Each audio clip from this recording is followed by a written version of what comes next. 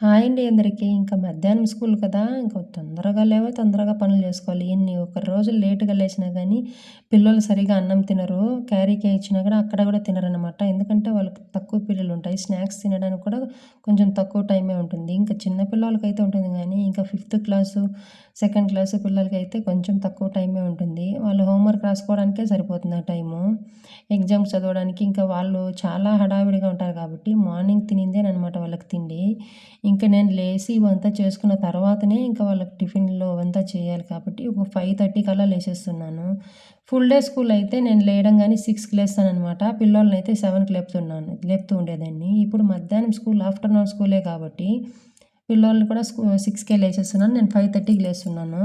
కాబట్టి నాకు టైం సరిపోతూ ఉందనమాట. ఒకరోజు ఎప్పుడైనా ఇలా లేట్‌గా లేసానంటే అసలు పనులంతా చాలా అట్లే పెండింగ్ ఉండిపోతాయి. ఒక్కొక్క రోజు పనులు తెలియకుండానే అయిపోతాయన్నమాట. చాలా ఖాళీ టైం ఉంటుంది. ఇంకా నెలకొకసారయితే ఇలా చేసుకుంటాననమాట. ఇంకా ఆడవాళ్ళకి కంపల్సరీ ఇలా చేసుకోవాలి కదా! అంటే మామూలుగా తుడవడం వేరు. ఇలా డోర్స్ అంతా తుడవడం వేరు. మంత్‌కోసారయితే ఇలా చేసుకుంటాను. ఇంకా డేట్ ఉంటాం కదా! ఆ సమయంలో ఇంకా అంతా క్లీన్ చేసుకుంటే కొంచెం ప్రశాంతంగా ఉంటుంది అనమాట. ఇంకా పిల్లలు స్కూల్ నుంచి వచ్చే లోపల ఇవన్నీ చేసుకొనేయాలి. ఇంకా నెక్స్ట్ డే గురువారం గదా! ఇవన్నీ చేసుకున్న తర్వాతనే ఇంకా పూజలంతా ప్రశాంతంగా చేసుకోగలుగుతాము. ఇంకా మధ్యాహ్నం టైంలో అసలు ఎండ కాస్తూ ఉంది. అసలు 10:30 అనమాట. ఇంక తప్పదు నాకు నీళ్ళు వస్తున్నాయనమాట అప్పుడే. నీళ్ళు కొంచెం తక్కువగా వస్తున్నాయి ఈ మధ్యన మాకు. 2 డేస్‌కొకసారో, 3 డేస్‌కొకసారో వస్తాయి గాబట్టి, అవి వచ్చినప్పుడు ఇలా నీట్‌గా ఇలా మన్ను లేకుండా బండలు గదా! ఓవర్ క్లీనింగ్ చేసినట్టే ఉంటుంది. కానీ మాకు మన్ను ఎక్కువనమాట. 3 డేస్‌కొకసారి నీళ్ళొస్తాయి గదా! ఎక్కువగా వాడము. ఇలా వచ్చినప్పుడైతే ఎక్కువగా వాడతాము. ఇంకా ఆడవాళ్ళకి ఇంత నీట్‌గా ఉంటేనే కొంచెం ప్రశాంతంగా అయితే ఉంటాం గదా! ఇంకా పూజ గదైతే ఇలా ఉంది. గురువారం గదా! ఇంక ఇవంతా క్లీన్ జేసుకోవాలనమాట. అంతా నీట్‌గా క్లీన్ జేసిన తర్వాత పూజలు జేసుకోవాలి. అప్పటికి పిల్లలు రాలేదు. నెక్స్ట్ డే అనమాట ఇది. ఆ పూజలు అంతా ఇండ్లు వాకిలంతా తుడిచేసిన తర్వాత నెక్స్ట్ డే ఇది. వారంలో గురువారం ఇలా కంపల్సరీ పూజలు చేసుకుంటాననమాట. ఎందుకంటే అసలు ఈ పూజ చేసే విధానం చాలా రకాలుగా ఉన్నాయి గదా! దాంట్లో నాకు వీలు పడేది ఈ పిల్లలతో పాటు నిత్య దీపారాధన మాత్రమేననమాట. ప్రతిరోజు నేను ఇలా ఒంటికి స్నానం చేసైనా ఇప్పుడు గురువారం దీపం పెట్టానంటే, మళ్ళీ గురువారం వరకు నూనె అలాగే వేస్తూ ఉంటామనమాట. అదే నిత్య దీపం నాకు తెలిసింది. ఇంకా రోజు పూజలు, నైవేద్యాలు అవంతా ఏం చేయను నేను. నాకు తెలిసిన పూజా విధానం ఇలా దీపం పెట్టేయడం, తర్వాత కంటిన్యూగా దీపానికి నూనె వేయడం. అంటే అసలు నూనె లీక్ అవ్వదనమాట. ఇంకా మట్టి ప్రమిదలో పెట్టాను కదా! నూనె చాలా వరకు లీక్ అవ్వదు. ఒకవేళ లీక్ అయిందంటే అప్పుడు క్లీన్ చేసుకుంటాను. ఇంకా మధ్యాహ్నం వాళ్ళని ఇంటికి తోడుకోరావడానికి టైం అయిందనమాట.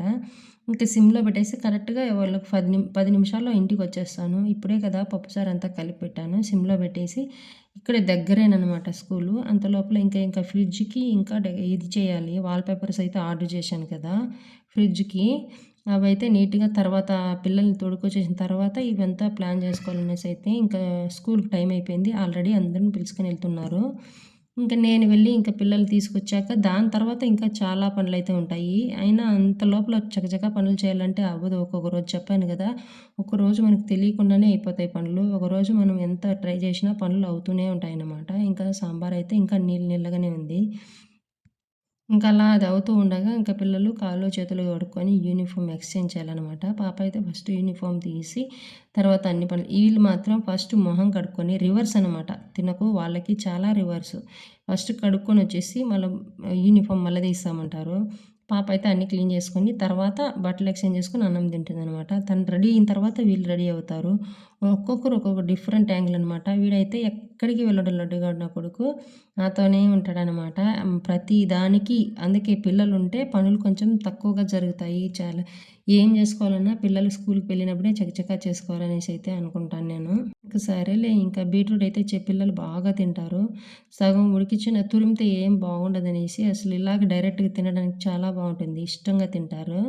ఇక నాకు కానీ బ్లడ్ కొంచెం హిమోగ్లోబిన్ తగ్గిందనేసరికి అయితే బీట్రూట్ కంపల్సరీ బీట్రూటు, క్యారెటు, కొత్తిమీర ఇలాంటివైతే చాలా వరకు పిల్లలకి ఇస్తూ ఉన్నాననమాట. ఇంకా ఎండాకాలం కదా! దానికైతే ఇంక తిండి పట్ల ఎంత తిన్నామనేది కాదు, ఏం తిన్నామనేది ముఖ్యం. అంతా వేడి చేయకుండా చలవ చేసే వస్తువులే ఎక్కువగా తీసుకుంటూ ఉన్నామనమాట. పిల్లోలకి అదే ఇస్తాను నేను. ఇంకా జ్యూసులంటూ ఏం లేదు. రాగి జావ ఇస్తాననమాట. మధ్యాహ్నం మజ్జిగలో కలిపి రాగి జావ అయితే ఇస్తాను. నేనిచ్చింది కంపల్సరీ తింటారు. ఇంకా ఫ్రిడ్జ్‌కైతే ఆల్రెడీ ఒకటి ఆర్డర్ చేశాను కదా! ఇది రోజ్ ఫ్లవర్ అనమాట. ఫ్రిడ్జ్ అలా అప్పుడప్పుడు ఇలా ఎక్స్‌చేంజ్ చేసుకుంటూ ఉంటే మనకు కూడా కొంచెం ప్రశాంతంగా ఉంటుంది ఇంట్లో. ఇక్కడున్న వస్తువులు అక్కడికి, అక్కడున్న వస్తువులు ఇక్కడికి. ఇంట్లో అలా ఇలా మార్చి పెడుతూ ఉంటే పాజిటివ్‌గా మనసుంటుంది. పాజిటివ్ ఎనర్జీ గాని ఇంటికొస్తుంది. ఇంకా ఫ్రిడ్జ్‌లో ఇలాంటి స్టీల్ వస్తువులే ఎక్కువ వాడతాను. కవర్లయితే అస్సలు వాడననమాట. ఇంకా స్టీల్ వస్తువులు లేదా ఈ ఒకరోజైతే దీంట్లో పెరుగు పెట్టేశారనమాట. డీప్ ఫ్రిడ్జ్‌లో ఉన్న పెరుగు మా పాప అయితే బాగా తింటది. కింద పెట్టేసి అసలు ఆ గ్లాస్‌కంతా అంటుకొనేసింది. రుద్దడానికి చాలా కష్టమైపోయిందనమాట. అందుకైతే ఇలాంటి కవర్స్ అంతా పారేసి డైరెక్ట్‌గా స్టీల్ దాంట్లోనే పెడతాను. లేదా ఇలా పెడతాను. ఆ కొత్తిమీరైతే స్టీల్ దాంట్లో పెడితే చాలా రోజులొస్తుందనమాట కవర్స్ కన్నా. ఇంక అంతా రెడీ అయిన తర్వాత ఫ్రిడ్జ్ అయితే ఈ లుక్ అయితే వచ్చింది. ఇంకా ప్లాస్టిక్ కవర్లు అయితే వాడను కదా! ఇంకా అల్లం ఇవంతా కూడా కిందే యేసుకుంటాననమాట. ఫ్రిడ్జ్‌లో ఏం పెట్టను. ఇవైతే నాటి కోడిగుడ్లు. మా కోడైతే ఒకటే ఒకటుందనమాట. అది పెట్టిన గుడ్లయితే ఇవి. ఇంకింతే ఫ్రిడ్జ్ నీట్‌గా ఉంటుందనమాట. ప్రాపర్‌గా మొత్తం క్లీన్ చేసేసాను. ఇంకా తలుపులు, దాల్బంద్రాలంతా. ఇంకా కిచెన్ వాల్ పేపర్స్ అయితే మార్చాననమాట. గ్యాస్ స్టవ్ గానీ, అక్కడున్న గ్యాస్ స్టవ్‌ని ఇక్కడికైతే మార్చాను.